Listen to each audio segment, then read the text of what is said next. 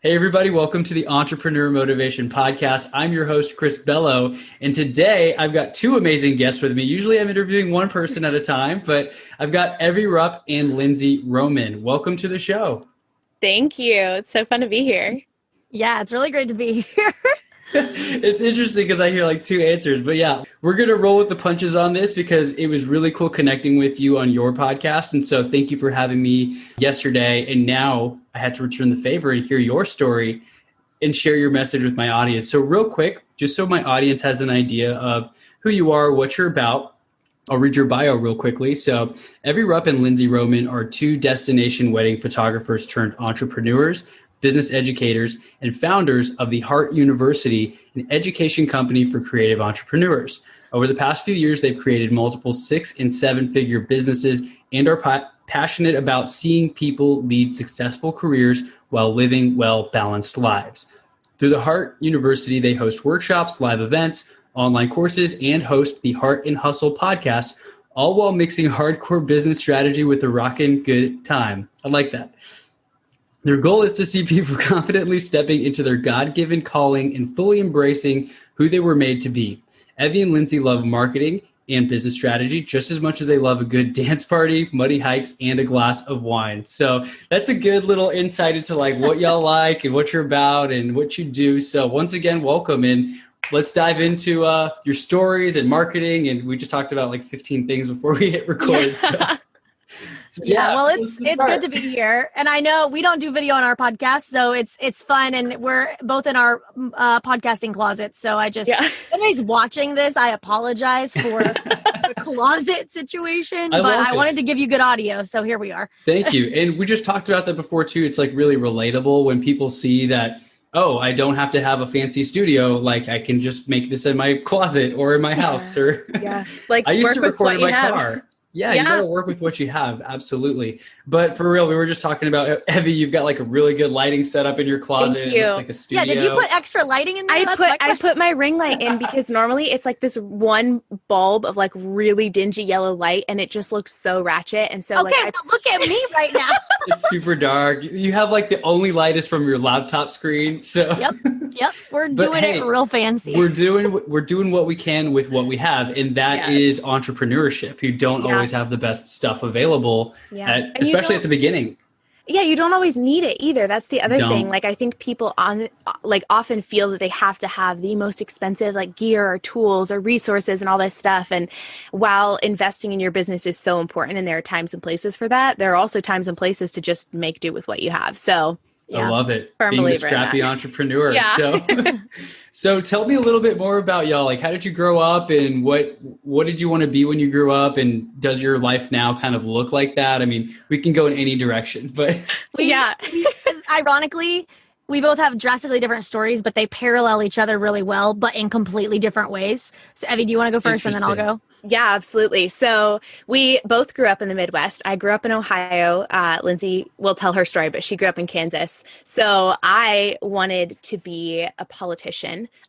Growing up, I actually had several different like goals and dreams. Like I wanted to be an actress. I wanted to be like, there were multiple different things, but eventually through high school, I kind of settled on a politician. I was really working towards that. Like I was doing everything, like had the career path all mapped out, was well on my way in that path. And then all of a sudden I was just doing photography on the side and it kind of turned into, I don't really want to go to college for all this and have this whole career in politics. And I fell in love with photography in a way that was totally out of left field for me. Like did not ever plan on being an entrepreneur.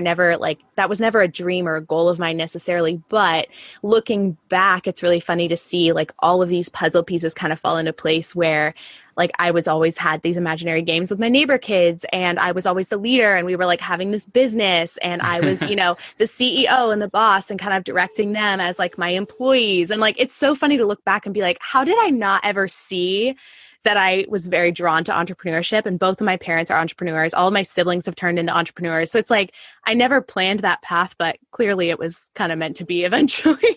That's awesome. That's super cool. Cause I mean, the politician route, I know a few people who have gone that route and I see all their posts and they're campaigning or they're in the office and doing all this fancy politician stuff. Yeah, it's so different in so many ways, but a lot of the training that I went into to head towards politics, I'm using every single day, like my public speaking training, my speech and debate training, my critical thinking skills, all those different, like time management even was just training for something totally different, but I'm using it just about every day. So I can just see how that also led me into where I am today. So it's crazy to look back though. It was not my plan at all. And it sounds like someone's vacuuming behind me, so I'm sorry to interrupt with the vacuum cleaner if anyone could hear that.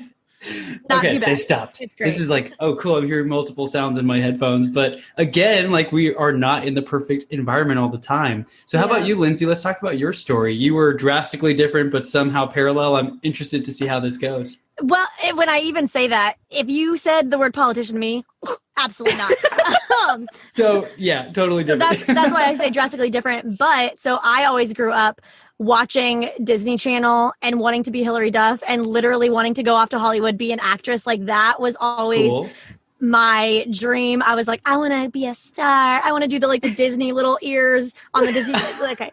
That was like high school Lindsey dream. And I kind of transitioned that into being in theater in college. And then I double majored in theater and film. Okay. And I just always wanted to be on stage in front of people. I loved entertaining. I loved making people laugh. And I loved making people feel something with my talent, which at that time I only thought was acting. But I loved art in general. And I always loved photography on the side. But after I graduated college, I don't know what it was, but if you're going to go off into LA and make it as an actress, you need to have 5,000,000% of backing behind that because it's going to be hard. And for some reason, it obviously God, but I just was not in that season where I was like, I'm not ready to do that. Something about that doesn't feel right, even though that's literally what I went to school for. Right. So I took a gap year after college to intern with my church and just kind of figure out where in life I wanted to go. And in that gap year, I really started pursuing photography as an art. I looked at my camera one day and was just like, I don't know how to use that on manual. Why is that? Me. I have a raw talent with auto. So I'm like, if I only knew all the capabilities, I probably could be good. And at that point, yeah. I'm like, auto is the only setting I use my camera on. Hey, that's okay. That's okay. Yeah. And so at first it just started wanting to be better at a hobby that I loved. And as I kind of started diving into that, taking pictures of my roommates, of families in my church, it just kind of grew. And I realized that the teaching that I took to be an actress and be a theater major and film major, that training strangely teaches you also to be a entrepreneur in a really good way. So that's kind of why it's parallel to Evie in the sense of when you're training to be an actress, if you're going out on auditions, you're selling yourself in a sense, you're trying to get them to book you. That's a very strong parallel to getting someone to buy your product or your service. Absolutely. In a sense. And especially if you're a personal brand, you need to be the face. And so I think both me and Evie, we love being in front of the camera. We do not shy around from dancing in front of the screen on Instagram. And I think we're both extroverts in that way. And so photography dove me into the world of entrepreneurship and I fell in love with it. I fell in love with using that creative side of myself to tell stories in a completely different way than acting. But at the end of the day, no matter what you're doing, if it's art, you're telling a story, you're making people feel something in some capacity. And I truly loved that. And so that's kind of our own individual stories. And then we could obviously probably tell you also how we got together.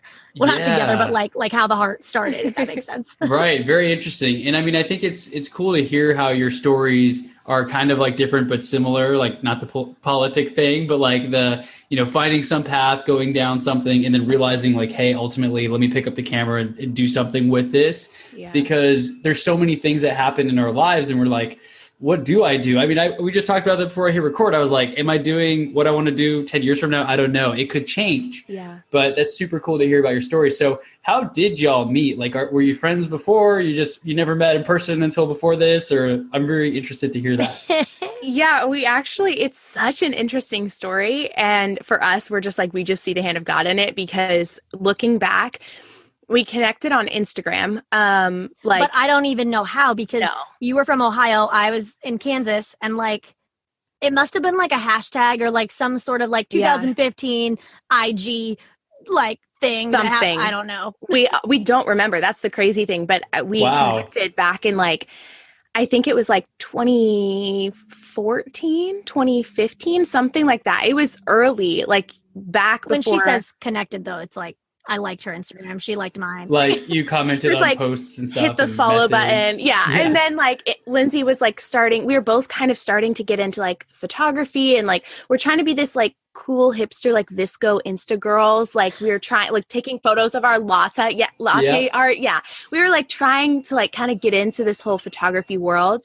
And Lindsey like started doing this like Follow Friday, like chain thing. And she like was like, do you want to be a part of it? And I was like, yeah. And so like got connected, kind of like chatting with her and like following her and like all this stuff. And so we were following each other, but to this day, we're like, we don't know how we got connected, but it was so random because our paths were just so parallel. We were both starting to get into photography. We were both starting to try to like shoot with couples and weddings and kind of dive into that world. We were both of us dancing on Instagram, and we're like, oh, you're like cool and wacko and weird like me too. Like it was just so random that our paths were aligned so closely. And then Lindsey, do you want to talk about like meeting in person? Yes. So Evie, again, was still kind of on the political path, maybe-ish. And so you went to a school in Northern California, like a ministry school, and you were in Redding. And my husband was in the Coast Guard, and he was at training in Petaluma, California. So like both Northern California, but very far away. California turns out is a very big state.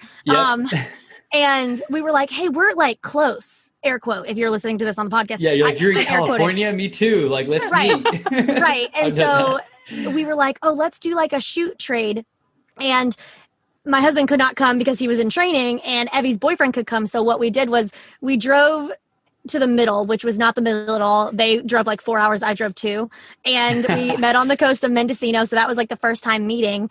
And I remember when we first met, we instantly connected. Yeah. And I literally to this day remember saying like, we're going to be like old and gray, like BFF sisters. And so I photographed her and her boyfriend. She photographed me, and we just did a portrait session. I called her Evie the entire freaking time because she didn't correct me. I felt bad correcting her. No, if you look at the name Evie, I would have totally done that if I did. I listened to the podcast to see like how did she pronounce it. So thank you, Chris. Thank you. You're welcome. So I get it. But the whole entire shoot, I'm like, oh my gosh, Evie, that's so cute. Do this, Evie. And like, she didn't correct me every time. It's like, yeah, that's. You did not correct me for 2 weeks. Wow. I just felt so awkward. And then at one point, my boyfriend looked at me and he was like, are you going to say something? And I was like, it's too awkward at this point. It's too late now. Like, no, we're just committing. So yeah, we met up, we exchanged a shoot. We were like, we're going to be friends. And then it was just kind of like, you know, stay in touch, comment on each other's Instagrams, like occasionally text here and there. But then about, what was it? Like a few months later, because that was in April, and then it was like that summer. It was like later that summer, I had this idea. I was already kind of starting to get into photography education, kind of training younger photographers, or newer photographers, I should say, on, you know, how to get into the business, how to get into the world. And I just had this idea that I wanted to host a workshop, and I wanted to like train even more photographers. So I FaceTimed Lindsey because I was like, I don't really want to do this alone. And immediately Lindsey was the first person who came to mind. So I FaceTimed her out of the blue. She answers. She's in a coffee shop with a friend, just like hanging out. And I literally was like, hey, so I want to host a workshop and I want to do it with you. Like just out of the gate. I was just like, here's the plan. And it was just like, crazy. Sure. Well, she initially was like, kind of. She was like, wait, I was like, Evie. I was like, wow. Evie, who do you think we are? Like, we have 0 followers on Instagram. I was like negative Nancy a little bit. She's like, I don't think we can do it. We have less than 5,000 followers combined on Instagram. Like, we're I was like, who would come? And it just like, we started planning it. I flew out to Hawaii to hang out with her and plan it. And we booked the Airbnb and the venue of where we're going to host it. And we posted the tickets online, posted it on our Instagram. We thought we might sell out within like a few weeks or a month. And we were only selling 12 tickets. Yeah. And we That's still 12 tickets. That's cool. And we sold out within like 6 or 7 hours, and we were just floored. Like we did not. We had we didn't previously market it at all. So like literally what blew my mind was like 12 people woke up that morning, didn't know they were going to drop like $800 and then dropped it. And I was like, That's crazy. There's something here that like we don't even understand. Yeah. That's so cool. That's like the baby beginnings of the heart. And obviously over the past few years, it's just exploded into an entire like company with multiple resources, live events, like podcast. We just launched our online shop. We announced it yesterday. So just all sorts of crazy things. But that was kind of the baby beginning of like, honestly, it just kind of all fell into place of like Lindsey and I don't know how we started following each other, but we connected online and then we connected in person and we're like, we're going to be BFFs. And then I FaceTimed her and was like, I want to do a workshop with you. And it's just crazy to see how that's cool. We just took steps forward. It wasn't necessarily a strategic plan of we want to have this education company. We just started taking the opportunities in front of us and here we are today. I think it's such a testament to like just God working in our lives, because if we didn't even have like the same worldview or the same foundation, like this is a whole other conversation, but you have to be very careful if you do get into like a business partnership, because that could be so messy if you're not on the same page at all. And then if you're like vying for like power or you're vying for different decisions and you're not on the same page, like that, we've just always had the same foundational view of where we want to go in life. And then also where we want to take this company, which at the time it was just like a little baby workshop. It wasn't like a company, but that's always been like such a God thing, because like there's no other explanation for it. The fact that we didn't even know how we found out each other on Instagram, like she just said, it's just like, to me, it's so crazy. Yeah. That's awesome though. And actually coincidentally, I just grabbed lunch right before this and I forgot my headphones. I usually listen to a podcast or something if I'm eating alone, but I overheard someone talking to, maybe it was his dad, maybe it was a mentor, but I could see like a visible age difference.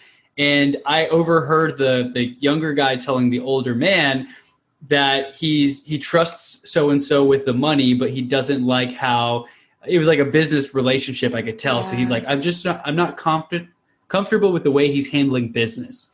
And so there was some tension there, and he was visibly, or I guess audibly, invisibly complaining about it. And so I was just like eating, but I couldn't help but overhear a little bit. Yeah. And there's like, always those issues. I'm like, tell me more. I was almost gonna be like, hey, we could talk about it on my podcast. But you're like, I got a soap opera while I was eating lunch. That was my podcast. And so, I mean, that's another, there's a side note there to be careful about what you're listening to. Because if you're listening to negativity, if I had the news on, just talking about all the bad things happening in the world, it's easy to let that overcome me instead of just plugging into the positivity and connecting with people such as yourselves. So really cool how you just randomly met and you stayed in touch. And you followed the breadcrumbs. You didn't really know you were going to have a business and a podcast and, you know, all these different things that have happened, but you were open to it. And that's really cool how you sold out those tickets, by the way. That's like the sign that you might have needed to actually go all in and pursue this. For sure. For sure. Well, and then even as we developed, I mean, obviously we did that workshop and then we were like, let's do it again. That was successful. And our wait list started. This is kind of a little bit of how we grew out of just doing the workshops, but our wait list started to get upwards of like 1,000 girls that wanted to come. Wow. And we didn't want to sacrifice at that time, like the size of a workshop. We wanted it to be intimate, to actually have those one-on-one connections with everyone. Everyone could remember each other's names. Like we wanted it to be like, not a sleepover vibe, but kind of like a little retreat type of thing. Like you all know each other. You're all friends afterwards. Right. And so after that first one, we raised the limit to 25 girls per workshop. And we felt like that was a really good number. But we also saw that like we could do 5 workshops a year.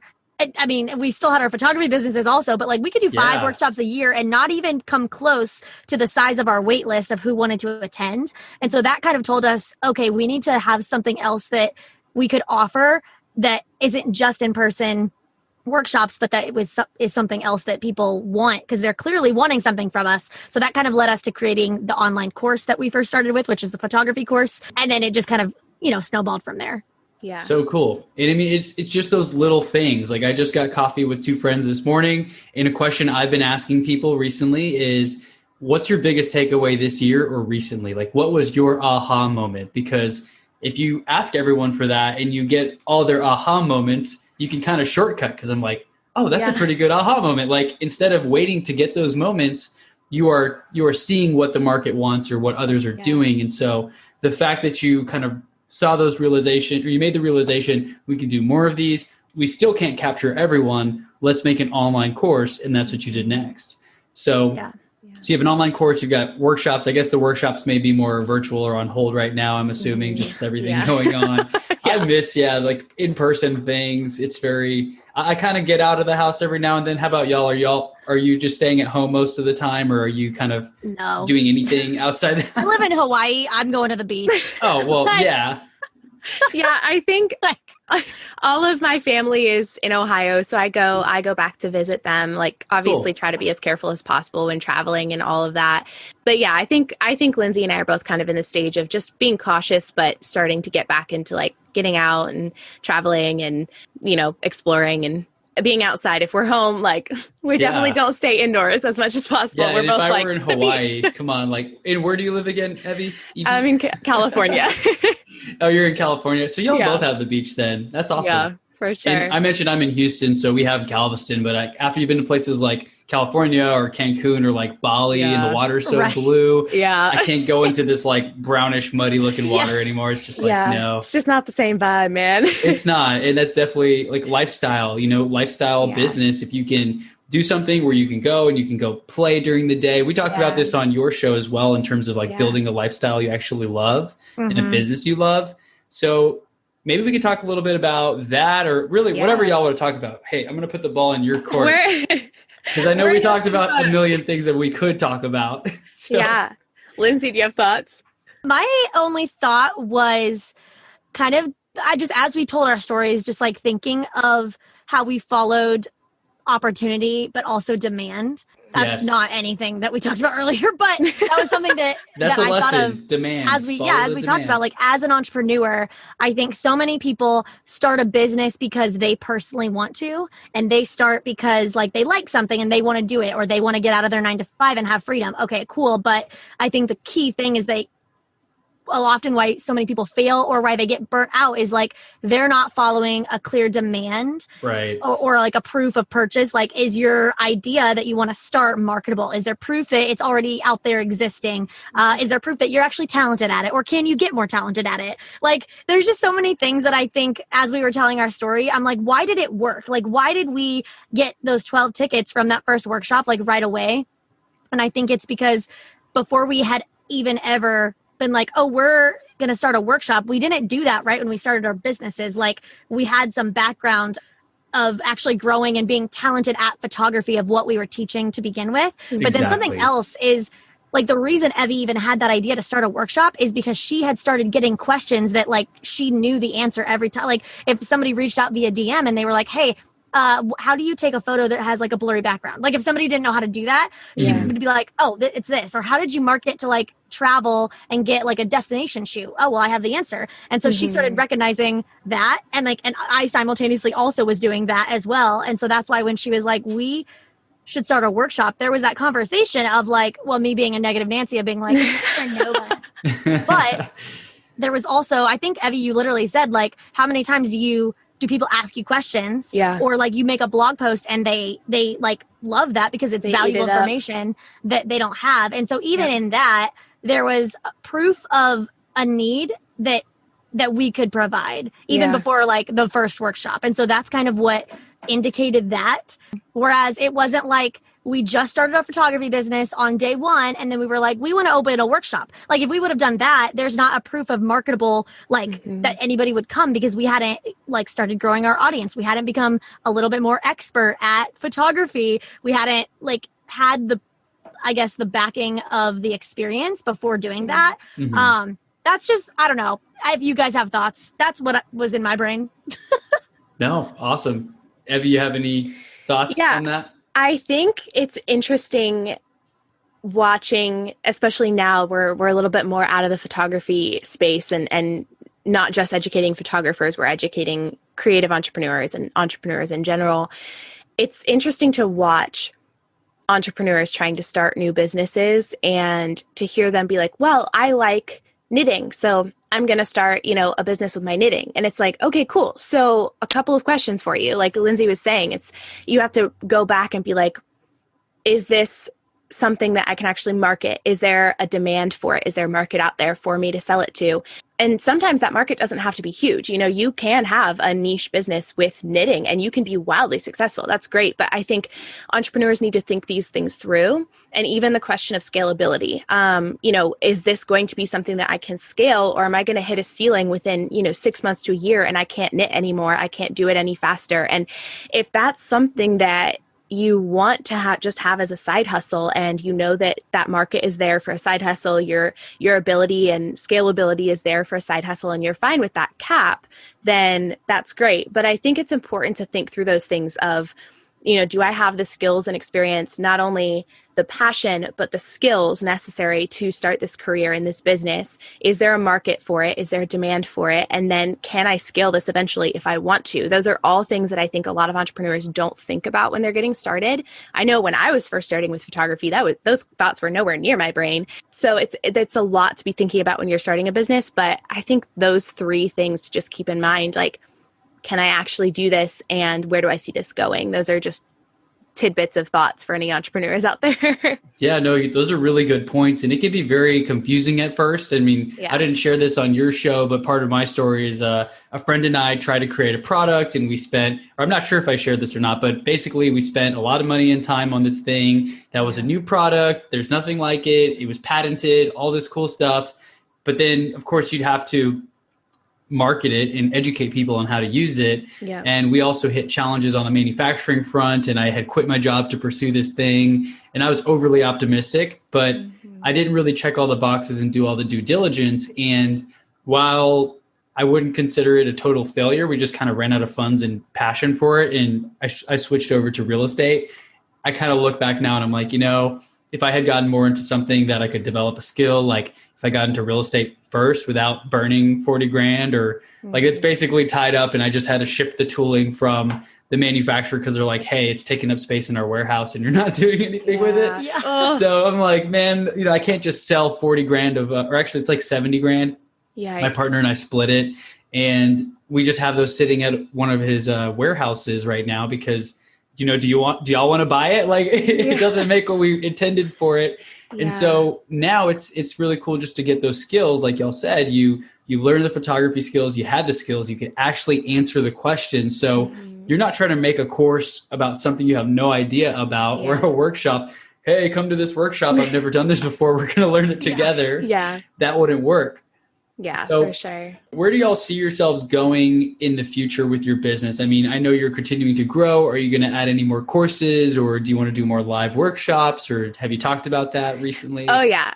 I think that's actually...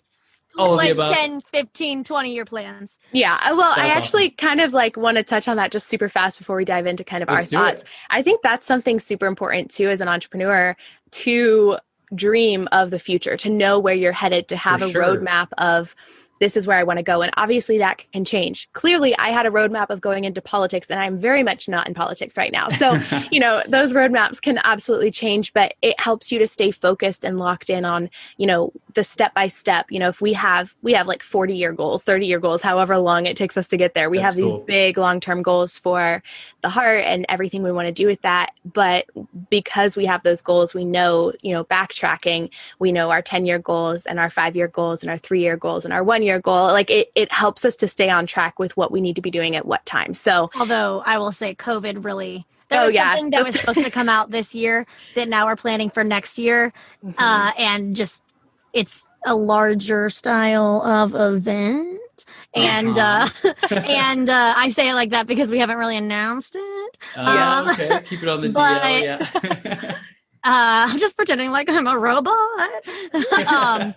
But it's hard to do anything, one, in person, but then 2, on a larger scale with COVID right now. So it's just also you have to learn to roll with the punches and adjust your goals as life throws you its curveballs. I mean, that's like a huge curveball because people had weddings. I know so many weddings that got canceled, or finally people just did outdoors and small groups. And I was supposed to go to Canada to a cousin's wedding that got pushed to next year. In our lifetime, I don't know. I mean, something so crazy and random, right? A year ago, if I saw people wearing face masks everywhere, it'd be like, what planet am I on? And now it's you can't walk in anywhere without one for the most part. So it's very interesting, but that's like a true testament of rolling with the punches and just pivoting and just, I guess rolling with the punches. Right. A better phrase for that. I know Evie already said this, but we just launched, or we didn't launch yet, but we announced our online shop that we had been planning in the works, and it launches later in November, or this November in a few weeks. But I mean, that's an example of, I think we were still trying to do the big in-person thing, and which that's maybe a lot. And we're just like dreamers and we go for it. But when COVID hit and it was clear that we weren't able to do more of the in-person stuff, we were like, okay, let's focus on how we can really create something that still serves our audience, but is online. Like, so an online digital shop is perfect for what our audience needs and what we can logistically, physically do. Definitely. And with technology, I mean, I've been doing Zoom calls for everything, and I just use Calendly. Like we talked about some of these tips on your show as well, just for optimizing. And I'm finding a lot of people actually do like it. Obviously, it's not the same as face-to-face and hugging someone or shaking hands or whatever, but being able to connect, see facial expressions, see the closets that y'all are recording in. Like, it's like more intimate than just like a phone call or, an email or something like that. So for sure. So it's cool to see how you're pivoting, and you have 40-year goals. Is that what do you actually have 40-year goals? Yeah. What am I doing next week? Well, okay. We try to do this every year. We haven't done it this year because again, COVID, but in 2019, Evie flew to Hawaii and we booked a hotel in Waikiki. I mean, I live on Oahu, but we wanted to have like a separate space that kind of felt a little retreaty, a little vacation-y, but the intention was to sit down and really map out the heart as a company, like map out our responsibilities as like co-CEOs, but then all of our team or future team members of like what roles could fill, but then also map out where we wanted to steer the ship. Cause like if you're just focusing on the day-to-day or just like the year, you're working on like the mechanics of the ship, but like, which is the ship headed to Tahiti? Is it headed to Russia? Like, where are you going? Yeah. And so we sat down and we were like, where do we want to take this? And we, again, like kind of God gave us a little bit of a vision for like where in general we kind of, where he saw us potentially taking the heart. And so we kind of had a shared vision of that. And so we kind of just mapped it out. And I mean, I think dreaming big is huge. Like you absolutely should dream big and not be afraid of it. Like our goals, like we mapped it out. And I think the timeline, we were like, oh, we can do that in 20 years. And then I think we shared it with my husband. Possible. Right. I shared it with my husband and he was like, you realize what your 20-year goal is like what most people would consider like their lifetime goal. Yeah. I was sharing my goals too. And someone told me the same thing. They're like, dude, your 10-year goal, your 5-year goal is like more than my 10-year goal. But I'm like, it's all relative, Yeah, it's true. Evie, I interrupted you. What were you going to say? No, I think it's funny. Lindsey and I both firmly believe in like dreaming big and shooting for the stars. And even though we recognize like, we put something on our list for 3-year goal that clearly is not going to happen in the next like year and a half, like at all. It could. But who knows? COVID really just threw a wrench in like our timeline. Like, I have to make $1 million this month, but it's possible. I think. Like we could still do it. But just things that we wanted to start or businesses that we wanted to establish or just different things. And I don't regret putting that on, our 3-year list because I'm like, okay, cool. So now we recognize it might take us a little bit longer. Let's put that on the next 5-year. And it's like, it still gives us that direction, that motivation that, we're not just working on releasing the Heart Shop. Like, yes, we just announced it and that's super exciting. It's been a big project we've been working on for over a year, but that's not the end all for us. Like we didn't just launch and I'm not sitting down and going, okay, so what next? Like, okay, we've arrived. Like we haven't arrived. We've just reached the next destination that we are going towards and the journey's still going. So I think it's just important to have kind of that, like Lindsey was saying, just an idea of where you're steering the ship. And also with that, with setting goals, I think it's really important to look at your desired impact, which is something that Lindsey and I really focused on our executive retreat, was just what's our mission statement behind this company? Like who do we want to impact? How do we want to impact them? What kind of, change do we want to see in the lives of our, customers, our students, our community? And I think that also helps you keep your focus instead of just like, oh, I want to hit this number this month, that's great. Or this number this year, that's fantastic. There's nothing wrong with that. But for us, it's like it goes even deeper of more of the why of, kind of boils down to the heart of our company, which is kind of why we named it that, the heart of business. And that is the heartbeat of it, is the impact to other people. And, there's a lot of other functions that go on in the body that are necessary and good and vital, but the heartbeat is so, so central and so vital to everything else operating. And it just boils down to your why. So that's just something else I wanted to throw out there with like dreaming and vision casting and all of that. That's awesome. And I have a question on your executive retreat, because I guess I'm kind of the solopreneur type. I have a few people that are on my team unofficially in a way, assistants and a transaction coordinator, and I kind of pay them per transaction or task, but I don't really have like anyone to bounce ideas off of other than business owner friends.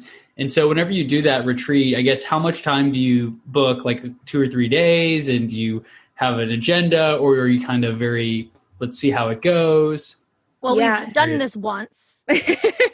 Excellent. Because we started, we I'm started just curious to see, because I want to do something like this with my mastermind friends. Like, hey, let's plan something. Let's go on a retreat. But I don't know what to do. But it sounds like you don't have to know. You kind of make it, right? I think too, we've kind of like, yes, we've done it once, but we even learned from that kind of experience and have plans. I think for us in a partnership, but I would also say for, if you're wanting to do it with other like-minded friends or something like that, I think the community and the friendship aspect is really important. And that's one thing we kind of regret not doing on our first retreat was we arrived and it was like head down, like work, like map this out, It's because we didn't have time. I was pregnant. You had a very limited schedule of... Yeah, I was traveling nonstop. Okay. But in the future, we want to do something where we have like 2 to 3 days or something like that of just relaxation, to literally just unwind, to disconnect, to just connect with each other, especially as business partners. It's very easy for us.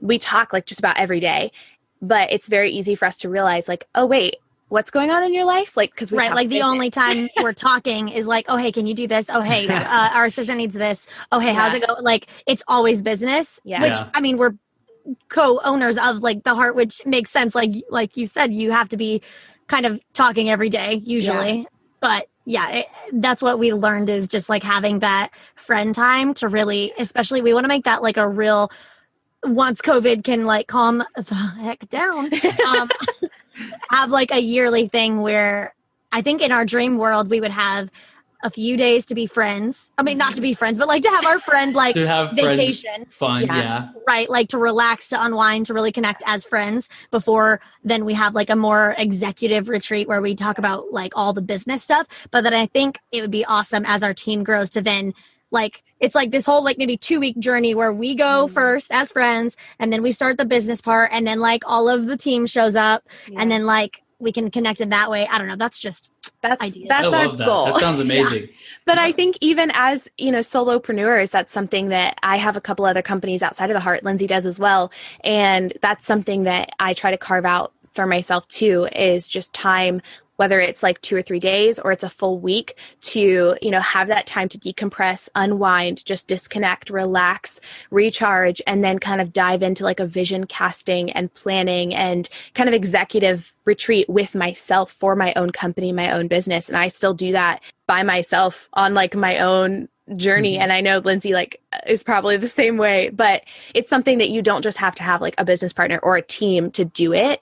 I think it's important to have that time set aside, an executive retreat, whether you are the one executive or you have a partner or you have a team. I think it's really a key opportunity to pull back and kind of see the big picture of your business and kind of be able to look at, where have we come from? Where are we now? Where are we going? How's, the business operating day to day? Do we need to hire people on? Do we need to move people around to get them in the right seats on the bus? So just like whether you're one person or a team of 100, I think it's still important to have that set aside time for a team or executive retreat.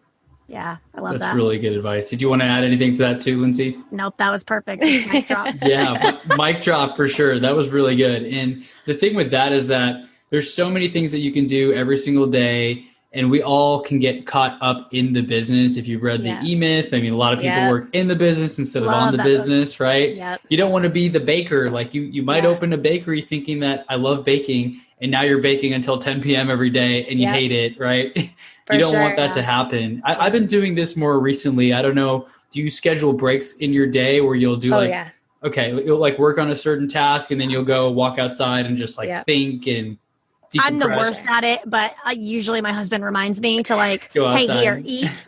Like, he's the chef in our house. And so I'll be like, I'm working. And he'll be like, it's noon. Plate of food. And he'll be like, shoves the plate, like moves my computer over, shoves the plate and is like, let's go on a walk after you're done. Like, yep. It's good to have those reminders though. And I guess if you can set timers or anything like that, or some kind of cues, because I've been doing that more recently where I just take my notebook and I go for a walk and I'll find a cool bench somewhere and I just sit down and I'm like, okay, what do I want to be better in my life right now? Like, what am I okay with? What am I not happy with? Yeah. And no one really does that. Who sits there for 30 minutes and just like writes, what do I not like? What do I want to fix? Yeah. Well, it's because like we're addicted to these things. If you're listening, I'm holding up my phone. Yeah. And it's like you can't ever have time away from it where you're not looking at your phone. And I think the more that social media inundates our world and we get more consumed with technology, especially as online entrepreneurs, where like we're on it because that's our job. It's our livelihood. It's so important to have those moments where you're taking a walk and you're like, I'm not bringing my phone. I'm bringing my notepad, or I'm walking my dog, or I'm going to go to the park with my baby, like, or family. Like, you need those moments where you shut it off. And like we teach that all the time. And I have to remind myself to do the same. I think like our human nature is like, okay, I'm going to like scroll. Oh, I'm just going to pick it up one more time. Like, the fact that like an iPhone tracks how many times you pick it up, if you actually look at that number, it's it's sad. Yeah, I see that report every week and I'm like, oh, it's down this week, or oh, it's up, like what did I spend too much time on Instagram or YouTube or what? But I know we talked about before we hit record and we only have like 12-ish minutes left, so I want to be respectful of your time. But for your marketing and your Instagram, and how do you prioritize and focus? You have really good content. I'm going to put all your links in there, but like, how do you plan? Do you kind of occasionally just say I'm going to post once a month, or like a really good post every 2 weeks? Do you have a game plan for that? Yeah, Lindsey, do you want to go for it? Because I need to post more and better stuff, I know, so I'm guilty. For sure.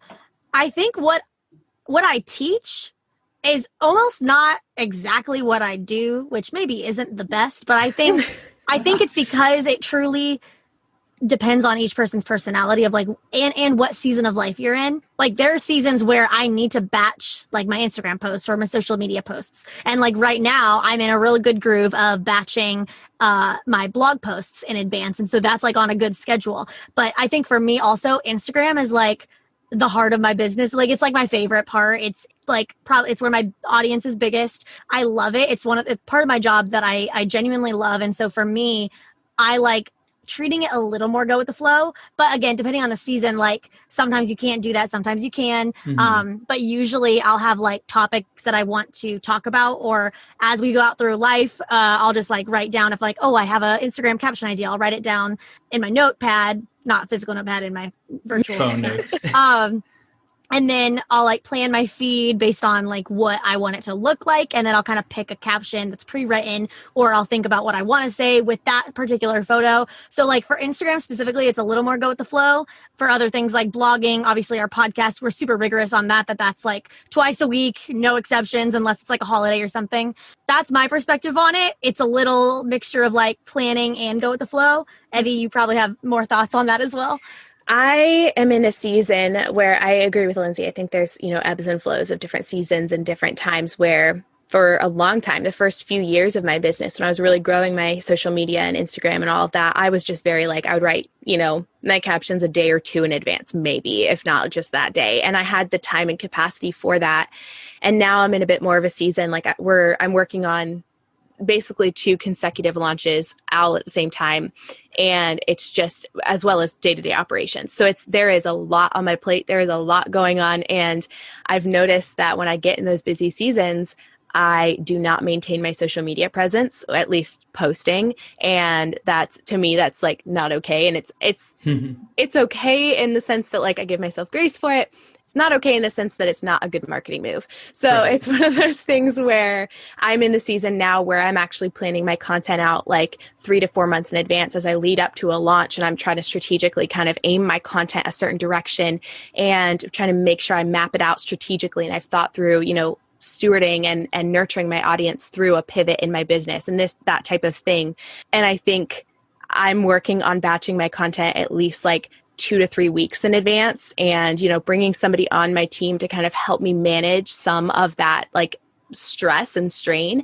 I am with Lindsey though. I love Instagram. It's probably one of my favorite parts of my business, but I've noticed that I don't maintain my consistency with it if I haven't batched it and planned it out. So I think there's not necessarily a right or wrong way to go about like your marketing on social media, but the more consistent you are, the more reach and like views you have on your I have a really good practical example of that. Yeah. So me and Evie obviously have our own personal Instagrams. That's where we're obviously the most active. But when we started the Heart Workshop, we had a little Instagram handle that was called the Heart Workshop. And then once we kind of grew beyond just workshops, we named the entire company the Heart University. So we changed that handle. So that's like the overarching handle for the entire Heart University. So it's where our podcast is. It's where our shop is going to be. Like everything that we do under the Heart is for in that Instagram.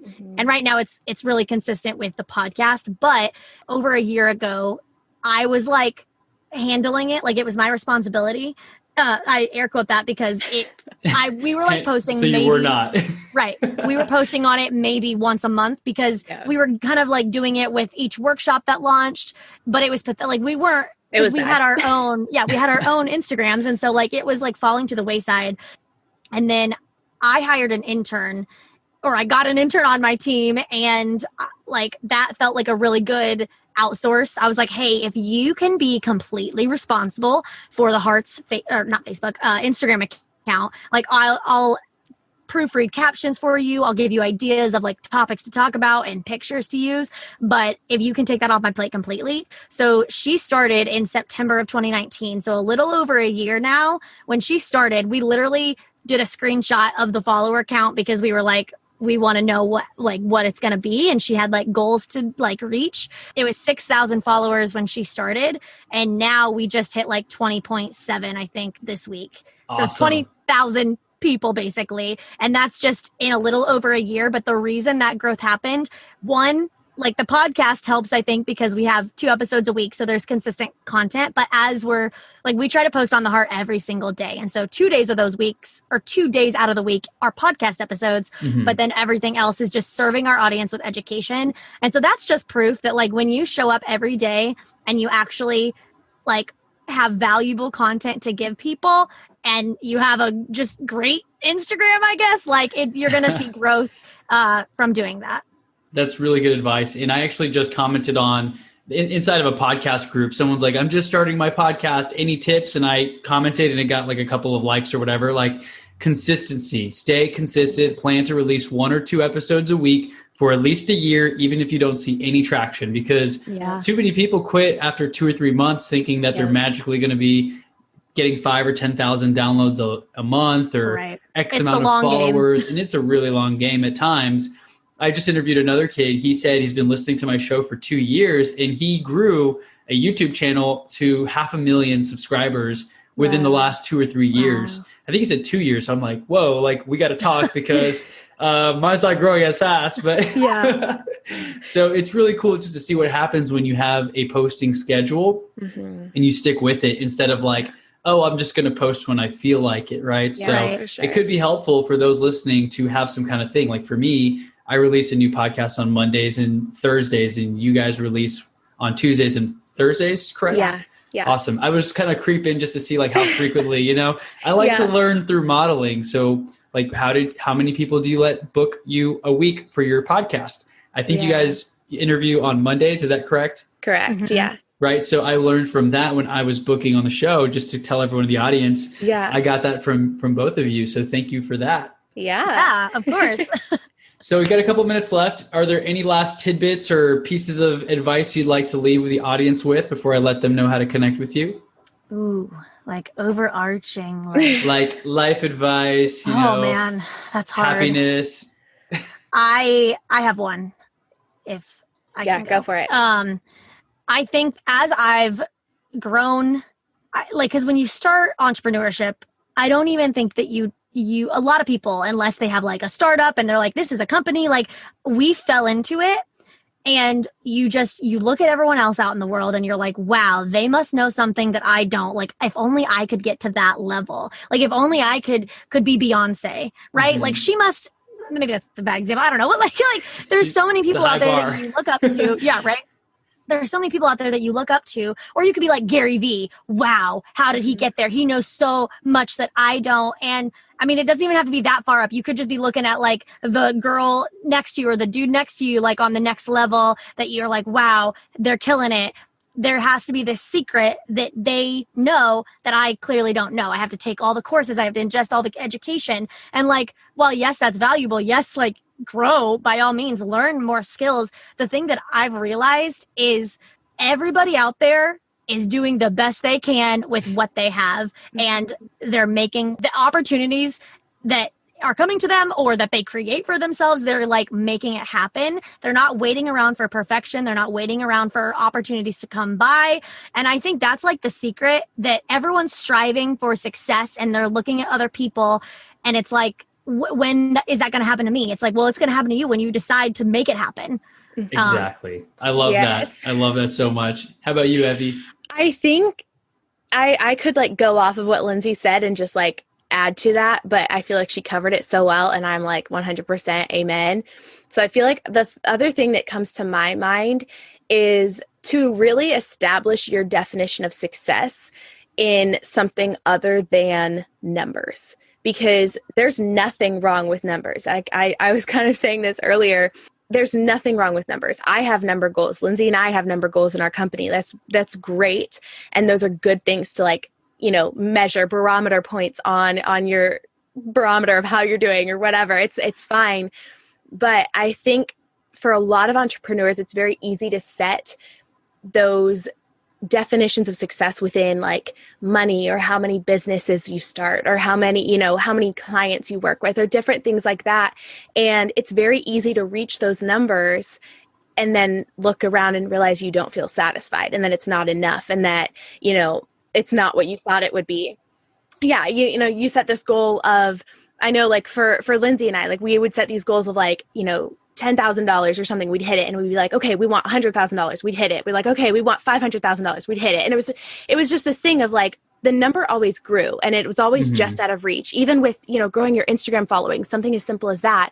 It was, oh, I want 5,000. Oh, I want 10,000 followers. Oh, I want 20,000. Oh gosh, dang it. I have 20,000, but I want 100,000. It's not enough. Like it's numbers are never going to be enough. And so I feel your definition of success, your goal in your life and in your business has to be more than just your numbers. And if you can set, you know, for every single person, that definition is probably going to look a little different. But for me, it's having, you know, financial freedom, mental, emotional, and physical health, and, you know, impacting the world around me in a way that I feel is changing people's lives and is empowering them to actually live their lives the way they want to live them with, you know, freedom and joy. So like, to me, that's kind of my definition. And there are numbers that go into that, you know, financial freedom and impacting the people around me. There are numbers obviously in that, but I think having a goal and having a desire beyond just like the numbers is going to actually leave you feeling more fulfilled and more satisfied when you hit those goals, because you're able to actually see something more than just a number on a paper or a number on a screen. So that's the other thing that I feel like entrepreneurs might want to hear. Thank you both. That was so amazing. Honestly, I can't wait to listen to this one again. I wrote down a few things. I didn't write as much as I wanted to, but I wrote down follow the demand, make sure you're following the demand, and executive retreat. Like that's been something on my mind that I want to do, even if it's just solo. So I wrote it down alone or with a team. And there's so many more nuggets that we covered today, but I know we're out of time. I actually have another interview starting in like 15 minutes. So Perfect. Yeah. So where can our audience go to find your individual Instagrams? And of course you said your business one as well what was the handle on that one? It's at The Heart University. At The Heart University. And I'll put all the tags and the links in the show notes. And how about your individual ones? Feel free to name drop it or whatever else you want to do. Yeah, for sure. Well, so The Heart is at The Heart University on Instagram, but then you can also just find it on the website, theheartuniversity.com. Pretty straightforward. For me, my handle on Instagram is at Mrs. Lindsey Roman, and I can be found at lindseyroman.com. And then Evie. Yes. And then I'm at Evie Rupp on Instagram and evelyngrace.com online as well. Awesome. Well, thank you both so much for your time once again. And everyone, go follow them. Obviously, you have very good branding, very good messaging, and you're very well spoken. So you know, lots of knowledge, lots of greatness coming out of those microphones over there. So everybody seriously go follow them and go listen to our episode as well on there. Yes, so with that being said, less dreaming, more doing. That is my tagline. And let's get to work. Awesome.